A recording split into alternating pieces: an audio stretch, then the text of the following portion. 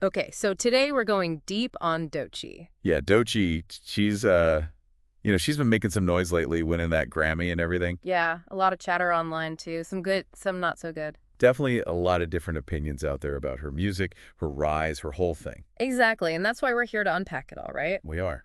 We've got a really interesting mix of sources for this deep dive. First up, that Rolling Stone piece. Oh, yeah, that one was something else. Definitely got people talking. And then we've got the transcript from her Grammy acceptance speech back in 2025. Such a powerful moment. Really was. And to round things out, a couple of Apple Music interviews. She really opens up in those. Yeah, she does. Talks about everything from Tiny Desk to Colbert to her album Alligator Bites Never Heal. And even digs into her hip-hop roots. Oh, and we can't forget the Tiny Desk concert itself. Gotta love Tiny Desk. So the goal here is to really understand the different perspectives surrounding Doechii.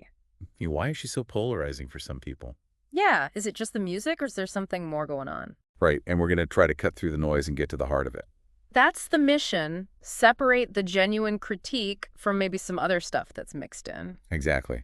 Because sometimes it's hard to tell what's really driving these online discussions. For sure. So let's start with that Rolling Stone commentary. They came out swinging with this idea that a lot of the hate Doechii gets online. And they didn't hold back on the word hate, did they? Nope. They didn't. They basically said it's not just about musical taste. They went there. They did. They argued that there's something deeper going on. Misogyny, even prejudice, woven into some of these critiques. That's a strong statement. It is. And they made this really interesting comparison to how artists used to make it, back in the day. Right, like a bygone era. Exactly. Where it's Yeah. all about talent and putting in the work, building a fan base organically. You had to have that stage presence, that undeniable The charisma. it factor. Yeah. Um, They contrasted that with how things work now, where controversy and online buzz seem to be part of the game plan. Like you almost need to have a certain level of drama or be catering to a specific niche online to break through. And they're suggesting that maybe some of the pushback Doechii gets is because her rise doesn't fit that mold. It's like people are suspicious because she didn't come up through TikTok drama or a carefully cultivated internet persona. And that brings us to the industry plant accusations. Ah, yes, the classic industry plant debate. Right, which basically implies that an artist's success is manufactured. Like they're a product of powerful connections and not genuine talent and hard work. But the Rolling Stone article really dismantles that narrative when it comes to Doechii. They pull out the receipts. They do. They highlight her decade-long online presence. Her YouTube channel is a treasure trove of her journey. Going all the way back to her early days in Tampa, Florida. Exactly. She was organizing all-women rap showcases called Coven Showcase back then. Talk about empowering women in hip-hop from the jump. Seriously. And she was already releasing projects like Coven Music Session Volume 1 in 2019, and they're the places you'll go in 2020. So not exactly an overnight success story. Not at all. There's a clear progression there, years of grinding and refining her craft. And they even mention her commitment to personal growth, her sobriety journey. Her engagement with the artist's way, that book about unlocking your creative potential. It paints a picture of someone who's really dedicated to her craft and her own self-improvement. Which totally clashes with that industry plant image of someone who's just suddenly there, fully formed. It's an interesting point, isn't it? What does authenticity even mean in the digital age? Right. Is an artist who builds a following online over years somehow less authentic than someone who follows a more traditional path? The Rolling Stone piece argues no, absolutely not. Okay, so we can't talk about the online discourse around Doechii without addressing that straight men dating red flag comment. Oh yeah, the one from her first We Feast appearance. That one blew up online. It really did. People were not happy. The Rolling Stone article talks about how she got accused of having an anti-male agenda. And they even threw that derogatory term bell hooks baby at her. It's crazy how quickly things escalated. It really shows you the dark side of online discourse sometimes. And the article makes this really thought-provoking contrast. They point out how this one comment generated so much outrage. Compared to the relative silence around things like incel culture and the very real issue of violence against women. Like, her comment was seen as this huge offense. While these much bigger societal problems are often ignored or downplayed. It's like the article is saying her caution in dating is actually valid, given the current climate. Yeah, and those who get so offended by her comment maybe haven't really examined the power dynamics at play. Like the article suggests, maybe they just don't want to acknowledge those realities. And it wasn't just the straight men.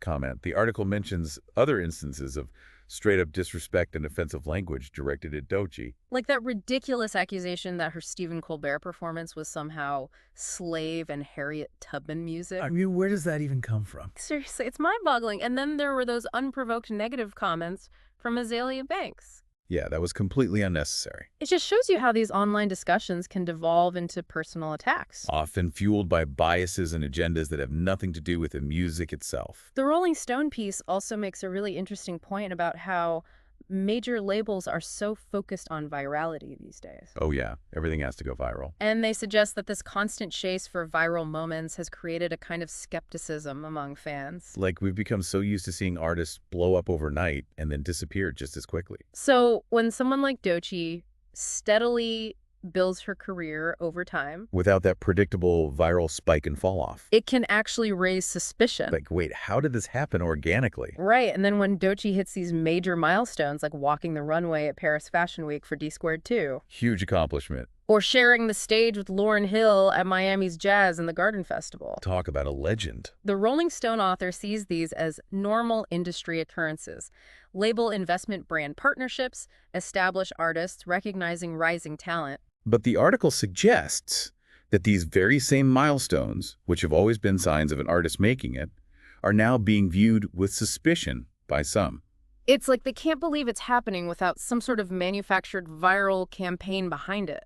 It's wild, right? Because we've become so accustomed to labels prioritizing those fleeting viral moments over real artist development. So when a well-executed campaign actually works, it seems almost unbelievable. Like it's too good to be true. And the article is very clear about their definition of an industry plant, someone with powerful connections who just appears out of nowhere. With no prior body of work or any indication of putting in the time. Exactly, and they're saying that doesn't fit Doechii at all. She's got the decade-long track record, the well-crafted projects, the unique creative vision. None of that screams industry plant. The article ends with a really powerful statement, though. They suggest that some of the resistance Doechii faces could be rooted in her identity. As a dark-skinned, queer, black woman in what they call an anti-black country. It's a sobering thought. It really makes you consider how someone's identity can unfortunately influence how they're perceived and critiqued. Okay, so that's the Rolling Stone perspective in a nutshell. Now, let's shift gears and hear from Doechii herself.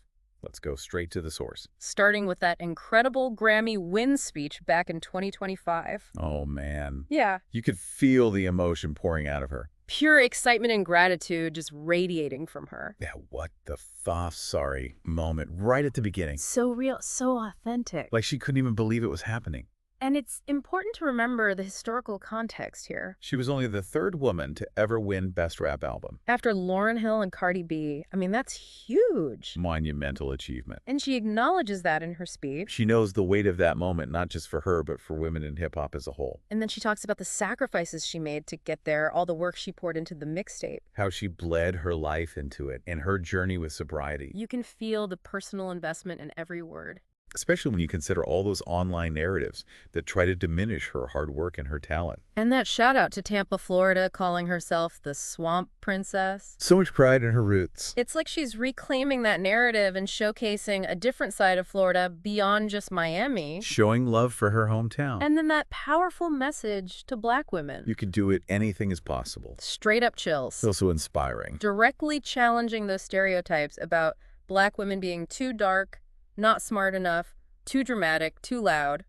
It's a message of breaking free from limitations and embracing your true self. So powerful, and it clearly comes from a place of deep personal experience. All right, let's move on to those Apple Music interviews now. They're full of insights into her journey, her mindset, her artistic approach. Yeah, she gets really candid in those. She does. You can tell she's driven. She wants to be the best. That hunger is palpable. She talks about putting in the work whether she has 2 days or 24 hours. But work ethic is nonstop. And she sees her music, particularly the song DOI, as this guiding force in her life. A celebration of her journey, her alignment. She uses words like arriving and being that girl. It's clear that her music is deeply personal, and it's connected to her own self-discovery. She's always working, even through December. No 9 to 5 for her. It's work 258-264, as she puts it. That's the artist's life right there. No traditional calendar, just constant creation. And she emphasizes that her success wasn't overnight. Years of hard work went into this moment. She talks about recalibrating your own inner self throughout that journey. Finding her voice for sound through purpose. And she learned a lot about herself through navigating the industry. Not just about the industry itself, but about her own mental fortitude. Learning to trust her gut even when there was pressure to create a certain type of music or work with specific producers. Finding that alignment between what she wanted to create and what others expected of her. And despite all her success, she's incredibly humble. Still considers herself a student. I do not have the answers. I remain a student. I have no idea what's going on, and I am just a girl. That's refreshing to hear. It really is, especially in an industry that's often all about ego and bravado. She also talks about the importance of being present. Stay as present as possible. So much life to live between now and the answer. It's a good reminder for all of us. To focus on the now and not get too caught up in the future. She felt really strongly that Alligator Bites Never Heal was something people needed. Even if they didn't know it yet. That conviction in her own artistic vision is powerful. And she's open about her musical influences for the project. It's a really diverse mix. Outkast Lauryn Hill's Miseducation, early Kendrick Lamar, Lil Wayne, even a Nissan Altima reference. And of course, MF Doom. What a range. It shows you the breadth of her musical taste and how she pulls inspiration from different eras and styles. She also talks about how the album evolved from a day album to a mixtape format. Which gave her more creative freedom and allowed her to release it faster. That adaptability is key in the music industry. We have to talk about that Colbert performance. Oh my God, the one she choreographed herself in 4 days. Unbelievable, right? And she was inspired by MF Doom's mask. The idea of prioritizing the sound over the visuals. And focusing on storytelling through movement rather than just flashy choreography. The end result was captivating. And she knew she had it even with such a tight time frame. That self-belief is inspiring. She even mentions feeling that same confidence back in 2021 during her Tiny Desk showcase. Like she knew she was meant for this. Her sobriety journey is a big part of her story too. She talks about how partying went from being a perfect distraction to something that wasn't serving her anymore. That self-awareness is admirable. It's clear that this shift has had a positive impact on her music and her overall well-being. And she mentions the great response she got at Camp Flog Gnaw. A sign that her fan base is growing and diversifying. There's this key moment she talks about during the writing of Denial is a River. A realization about the importance of honesty and living authentically. It feels like a turning point for her, both personally and artistically. She describes Tampa as being both small and big.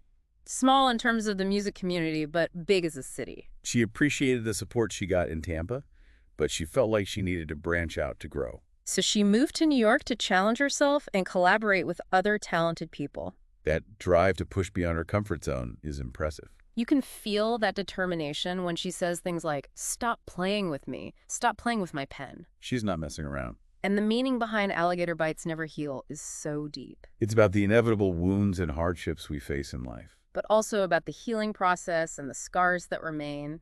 It's a metaphor for resilience and growth. She talks about the frustration that led to the song Boom Bap. Trying to navigate those conflicting expectations from fans who wanted her to be either a rapper or an R&B artist. And her response is basically, "I can do anything." Which she proves in that song. For those who don't know, Boom Bap is a style of hip-hop production with those hard-hitting drums. It's got a classic old-school vibe. And she's reconnecting with those hip-hop roots in that song. Going back to her battle rapping days. And she wants to represent real hip-hop lyricism, skill, honesty, connection. Especially during a time when she feels like those values are being lost. She describes Denial is a River as vulnerable, even silly at times. But also containing some real shit about her experiences in Hollywood. Dealing with unhealthy relationships, loneliness, partying. That raw honesty is what makes her music so relatable. And she mentions those earlier projects, all the places you'll go, and she heard Black Bitch. Showing how much she's grown as an artist. She initially struggled to find her tribe in LA, outside of the industry. But eventually found those genuine connections. And she talks about the challenges of navigating her diverse talents, singing, rapping, visual art. Trying to figure out where she fit in commercially. It led to some creative scattering, but then she made a conscious shift. From chasing commercial success to prioritizing her own truth and sharing her wisdom. It's about more than just hits now. It's about making music with a message. She even shares the story behind her stage name, Doechii. It goes back to 6th grade, a moment where she decided to embrace authenticity and pursue happiness. That's deep. It really shows you how long she's been on this path of self-discovery. And her musical journey started with singing. Classical training choir experience. A solid foundation before she transitioned into rapping. Inspired by a friend. She cites Beyoncé and Kanye West as key influences. Beyoncé for her business savvy and her overall artistry. And Kanye for his theatricality and his work ethic. Two very different artists, but both visionaries in their own right. Her current rap playlist includes MF Doom, Westside Gunn, Tyler, the Creator, and a newfound appreciation for Jay-Z. She's keeping her ear to the ground. Staying connected to the evolution of the genre. She had a positive experience working with Top Dog from TDE. Describes him as straightforward, funny, disciplined, like your uncle in a good way. Sounds like a good mentor. And she's not sure if she'll ever make a purely rap or R&B album. She compares it to asking Lauryn Hill to choose. Which is a great analogy because Doechii blends those genres so seamlessly. She has so much respect for Lauryn Hill and the miseducation of Lauryn Hill. A truly groundbreaking album. And she makes an interesting observation about a potential lack of vulnerability in current hip-hop. Like artists are maybe shying away from those deeper, more personal topics. It's something to think about. Ultimately, Doechii wants listeners to see her as a multifaceted human being. To connect with the parts of her music that resonate with them and leave the rest. That's a healthy approach. It's about respecting individual taste and recognizing that not everyone will vibe with everything. She predicts that Slide or Wait will be the most mainstream songs from Alligator Bites Never Heal. Interesting predictions. And she's mad about Catfish, something she really needed to get out. You can feel the raw emotion in that song. And she admits that she's competitive. Which probably plays a role in her drive and her work ethic. Okay, let's talk about that Tiny Desk concert.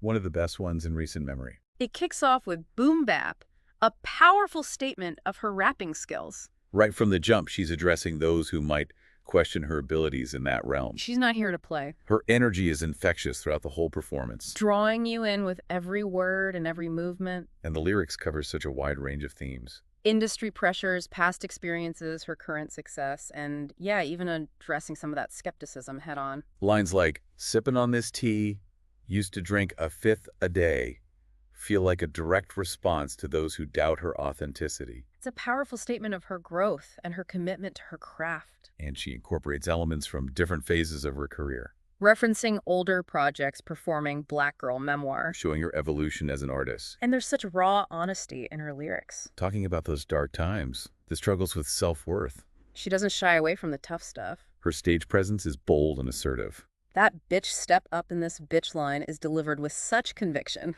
She owns that stage. Black Girl Memoir is a standout moment in the concert. Dedicated to dark-skinned women addressing colorism head-on.